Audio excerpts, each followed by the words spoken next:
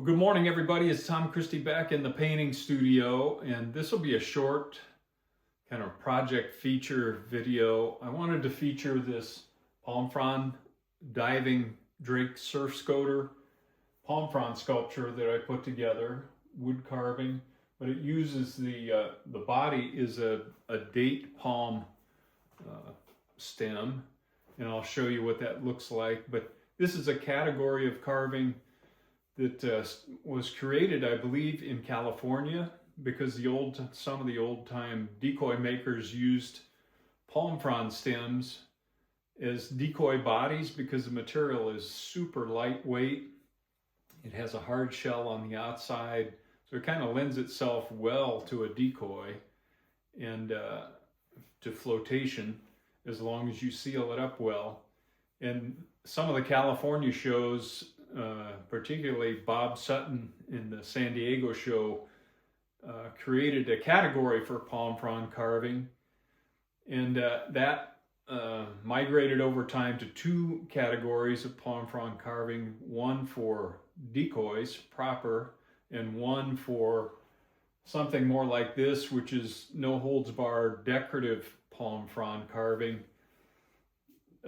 Very few rules, imagination rules in this category, and this video is more about a creative process, more about that than it is about here's how I carved this blow by blow.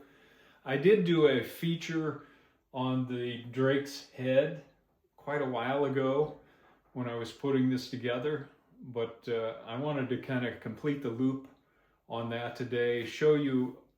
I've got mainly still photos because I didn't do video while I was creating this, but I think just talking about the creative process sometimes is helpful, and it's a big part of the fun of this category to me. Is it's wide open. Whatever you have in your imagination in terms of pursuing a bird sculpture is okay. One of the only rules is you need to be able to show and keep the shape of the palm frond visible to the judging crew so that they recognize it is a palm frond in the bulk of the carving. In other words, you can't just take the palm frond stem, cut it into a block, carve a decoy, and call it good. They want to be able to see the palm frond and feature that to keep the category interesting and keep it true to the palm frond part of the decoy or carving.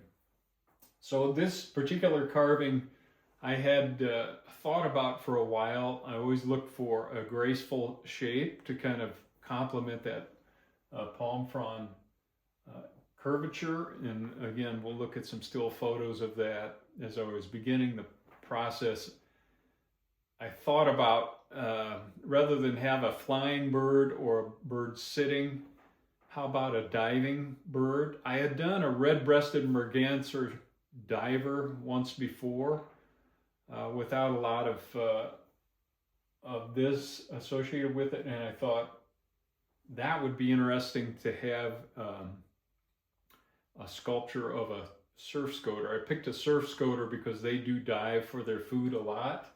So this one is diving after some mussels or clams attached to a rock, and I created some seagrass to kind of contribute to the composition. So we'll talk about that. If you're just doing decoys, you may have no interest in this, but I would just encourage you to think about the creative process. It doesn't matter what you're carving. Some forethought, some thinking about composition is important to a pleasing carving when it's all said and done. All right, let's take a quick look at this project. Just a little word on the palm frond material itself. I've got two fronds here. This is a larger, kind of 9-inch wide frond. You can see the shape of the frond, very narrow on the edges, thick in the middle. Inside, it's very soft and pulpy.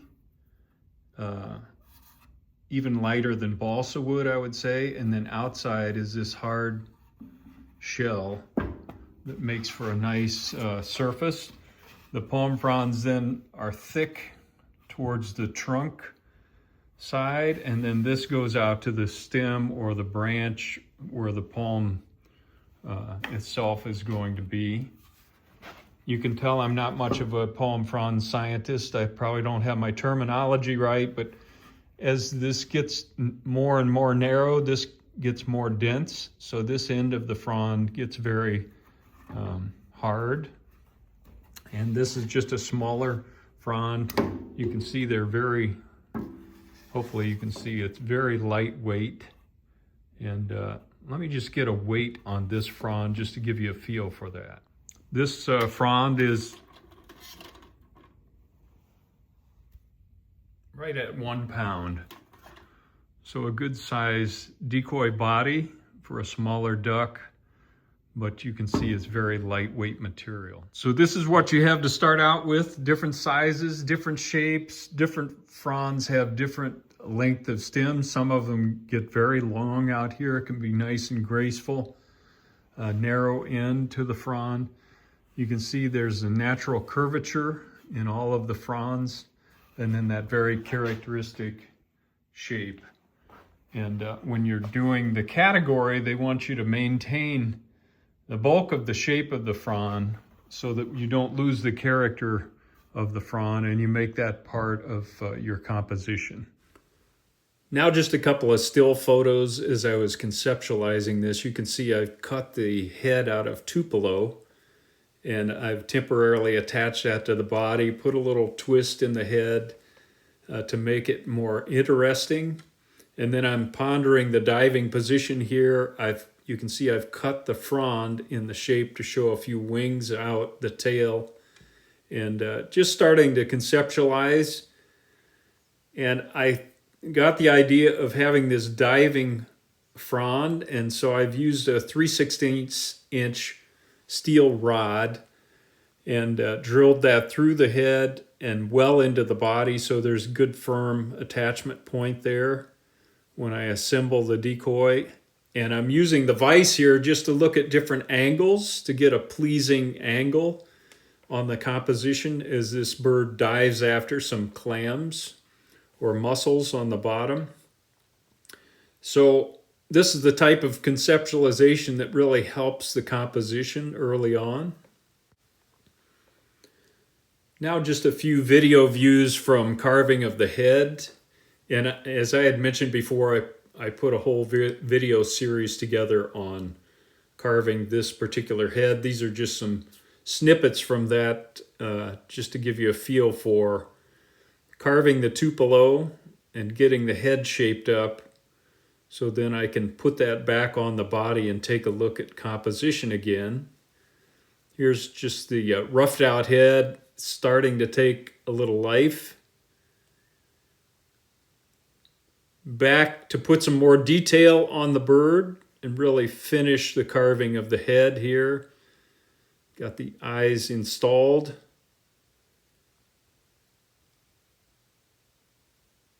Little character to the head. Now I'm working on the muscles, and I made those out of hardwood holly. I decided I wanted to use a walnut base, so I've got the walnut rough base here with a little bit of a carved Tupelo rock, and I've drilled a through hole through the rock into the base, through the muscle, through the head, and up into the body for that 3/16 inch rod. And that supports the whole structure.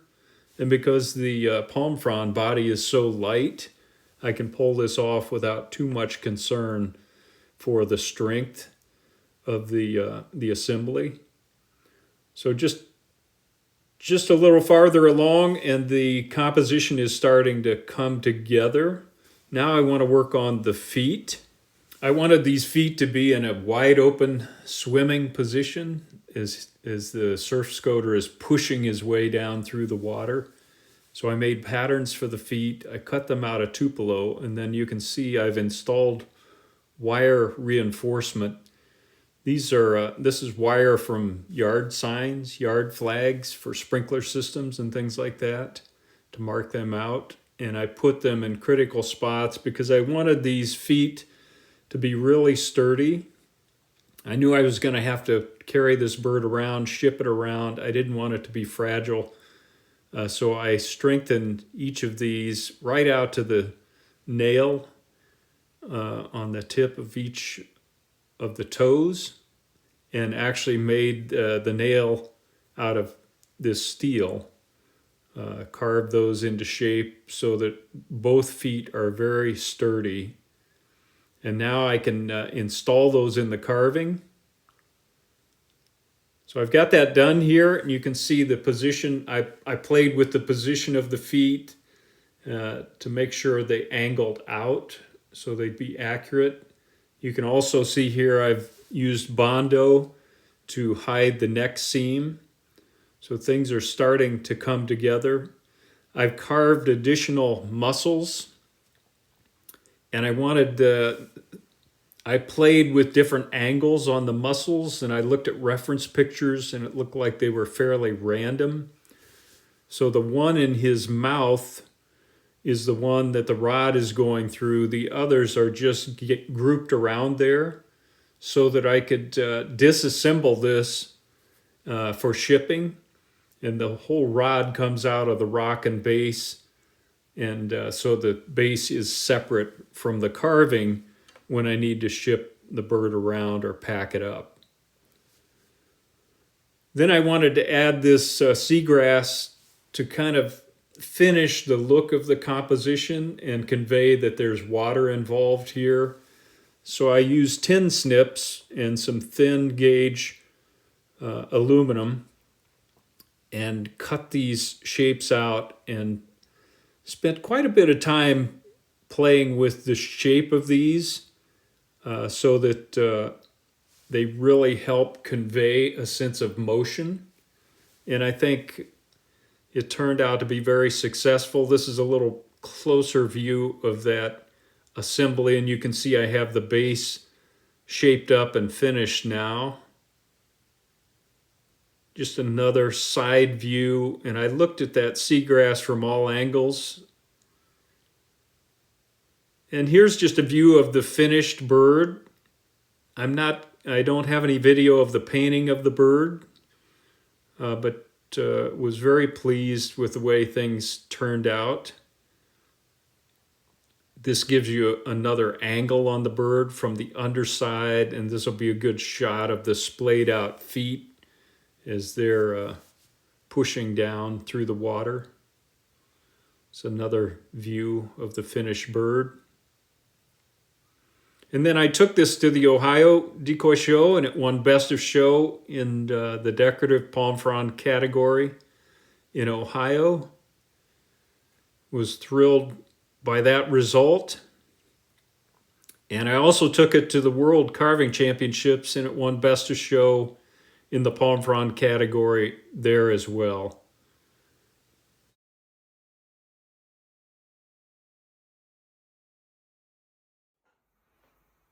Okay, that'll do it for the Palm Frond diving surf scoter sculpture. And again, I had a lot of fun creating this. I was proud of the results. It did very well in both the Ohio and the world competition.